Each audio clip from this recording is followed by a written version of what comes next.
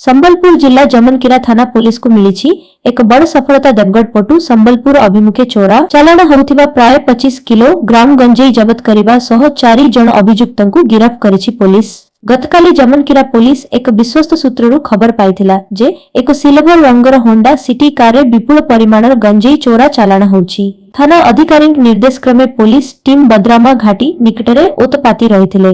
प्राय दिन गोटाए 40 समय संदिग्ध कार्टी ओडी 0-2B-0-919 सेठारे पहुंचीबा परे पुलिस ताकू अटकाइथिला।